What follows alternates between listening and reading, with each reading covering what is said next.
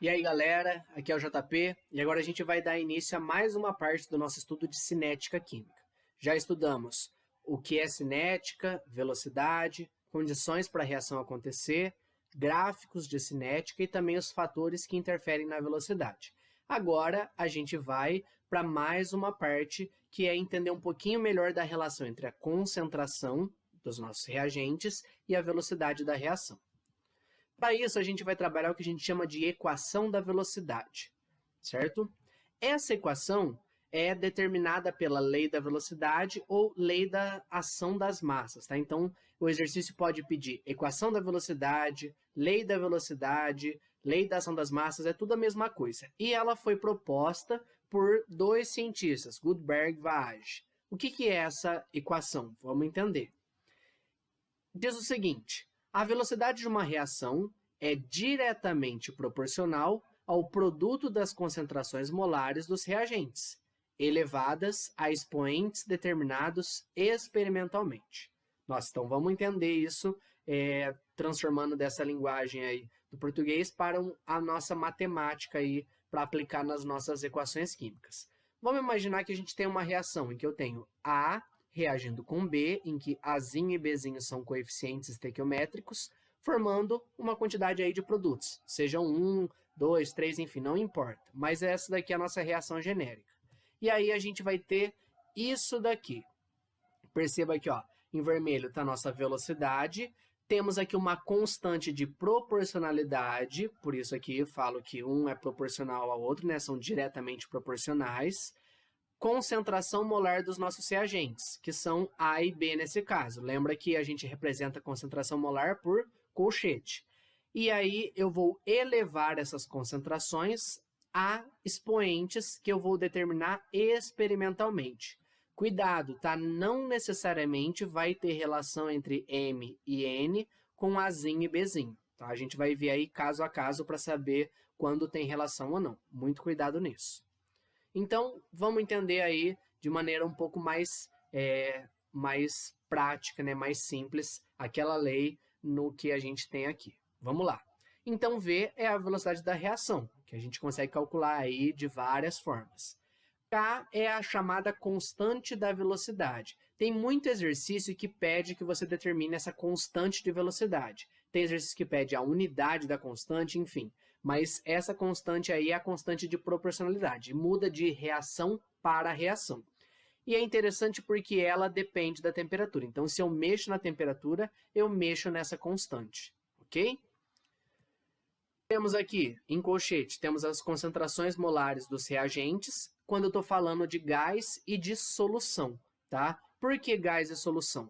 Justamente porque não faz sentido a gente calcular concentração molar de sólido, ok? Já que o sólido é uma coisa pura, assim como de um líquido puro, tá? Eu não consigo calcular a concentração de um líquido puro, porque aí eu não consigo diferenciar o que é soluto do que é solvente, não tem sentido falar em concentração. Temos aqui M, esse valor de M é o que a gente chama de ordem da reação em relação a A, porque eu estou elevando o meu reagente A M, ok? N vai ser a ordem da reação em relação a B.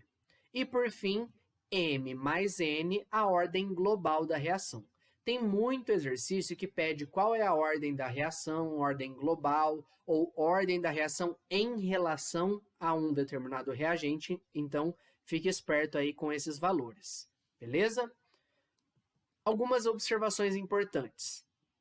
Como eu disse, sólidos e líquidos puros não vão aparecer na lei da velocidade, tá certo? Já que não tem sentido calcular a concentração para eles. Assim, uma reação também pode ter ordem zero. O que significa ter ordem zero? Se essa ordem zero foi em relação a um determinado reagente, é porque não depende daquele reagente, não depende das quantidades daquele reagente. Ou, se for a ordem global da reação como ordem zero, significa que a velocidade não vai depender da concentração de nenhum dos reagentes. Beleza? Também a nossa velocidade pode ser expressa em função das pressões parciais de gases reagentes. Lembra que aí pressão parcial é a pressão daquele gás se eu comparo com a pressão total do meu sistema, tá? Então, para gases, a gente pode falar de concentração molar ou de pressão parcial, que dá na mesma nos dois casos. E, se não há reagente gasoso, a pressão não interfere na velocidade. Como a gente já viu lá no último vídeo, né, dos fatores, se eu não tenho gases, por quê? A pressão interfere principalmente nos gases. Com sólidos e líquidos, é desprezível essa interferência da nossa pressão, ok? Continuando, um outro conceito muito importante, antes da gente começar a olhar mais detalhado o que a gente viu, é o conceito chamado de molecularidade da minha reação. Como assim? O que é isso? É o número mínimo de partículas reagentes para a ocorrência da reação. Cuidado, porque eu estou falando aqui, ó, partículas reagentes. Significa que eu posso ter duas partículas da mesma coisa, tá? E aí eu tenho que contar o número de partículas. Só que essa molecularidade não é usada para reações globais. Então, quando você tem várias reações consecutivas, você determina a molecularidade para cada etapa do seu processo, e não para a equação global, tá certo? Já que a equação global é uma simplificação de todas as etapas. Como assim? Por exemplo, eu tenho aqui uma reação, H2 mais Cl2 formando 2HCl. Para essa reação acontecer, eu precisei de uma partícula de H2 com uma partícula de Cl2. Então, a molecularidade dessa reação é igual a 2, porque eu usei duas partículas reagentes. Outro exemplo, eu tenho aqui, ó, um PCl5, que dá origem a um PCl3 mais Cl2. Para essa reação acontecer, eu precisei de apenas uma partícula de PCl5. Então, a molecularidade dessa reação é 1, ok? Então, aí um detalhezinho que pode aparecer para a gente. Falando ainda de equação da velocidade, a gente vai precisar entender o conceito do que a gente chama de reações elementares e reações não elementares. Nessa parte do vídeo, a gente estuda as reações elementares. São reações que acontecem em uma única etapa. E quando o exercício fala que é uma reação elementar ou que acontece numa única etapa, a gente tem uma vantagem muito grande. Por quê? Os expoentes lá da nossa equação da velocidade são iguais aos coeficientes estequiométricos. Então, a gente faz o balanceamento da nossa equação e aí o valor que está lá no balanceamento é o valor que a gente vai usar como expoente. E isso valendo apenas para reações elementares, tá certo? Por exemplo, está aqui uma reação dita elementar. Uma coisa importante que a gente precisa entender é que só de olhar uma equação não dá para saber se ela é elementar ou não. Isso vai vir como informação do exercício, tá? Então, não tem como a gente fazer essa previsão de maneira simples, tá? E a gente vai ter que pegar essa informação de outra parte. Tá aqui, essa equação, perceba que ela já está balanceada, olha só. 2N, 2N, 2Os, um O aqui, outro aqui. 2Hs, 2Hs. Quando a gente vai montar a equação da velocidade dessa reação, tá aqui, ó. Velocidade é o K, nunca esqueça de colocar o K, né, a constante de proporcionalidade.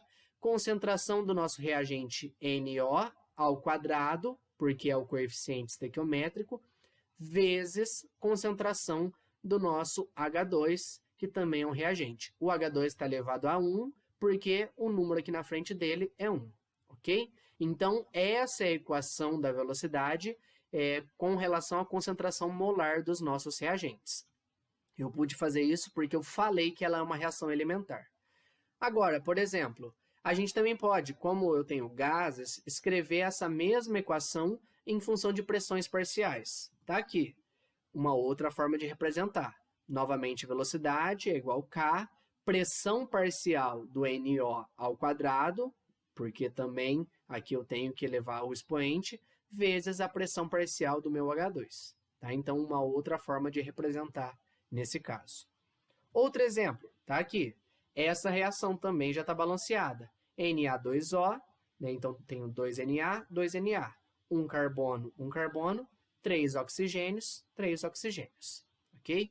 Quando a gente vai escrever a equação da velocidade para essa reação, temos aqui sólido nos reagentes. Lembra que sólidos não aparecem. Então, essa reação, né, a velocidade depende apenas da concentração de CO2. Ok? K vezes CO2. Eu estou falando que ela é elementar, como aqui é 1 o coeficiente, o expoente também é 1. Como o CO2 é um gás, também posso escrever em função de pressão parcial. Tá aqui, velocidade é K vezes pressão parcial do CO2. Ok? Então, falou que é elementar, metade dos nossos problemas aí já estão resolvidos, porque eu consigo fazer de maneira bem simples. Beleza? Ah, e só antes da gente encerrar esse nosso primeiro vídeo com a equação da velocidade, vamos analisar aqui, ó. Nesse primeiro caso, se a gente compara aqui, né, a ordem de reação em relação ao NO é ordem 2, ok? Uma reação de segunda ordem em relação ao NO. E ordem 1 para o H2. Como ordem global, nós temos aqui ordem 3, porque justamente 2 mais 1, os expoentes aqui que eu estou somando, 3, beleza? E aí, no caso, se a gente compara a questão de molecularidades, sendo essa reação uma única etapa, nós temos aqui molecularidade 3, já que eu usei aqui 2 moléculas desse, mais uma desse daqui, 2 partículas desse reagente e mais uma desse. Cuidado, tá? Porque não necessariamente sempre vai bater molecularidade com a ordem da reação. Pode dar valores diferentes, ok? Nesse nosso outro caso aqui, a ordem da reação em relação ao Na2O é ordem 0, já que ele não participa aqui da equação da velocidade. E em relação ao CO2 é ordem 1. Se eu comparo ordem global da reação, é uma reação de primeira ordem, já que justamente o único expoente aqui é 1. Beleza? Bom, a gente agora fecha essa primeira parte e aí no nosso próximo vídeo a gente estuda reações não elementares. Até daqui a pouco. Tchau, tchau.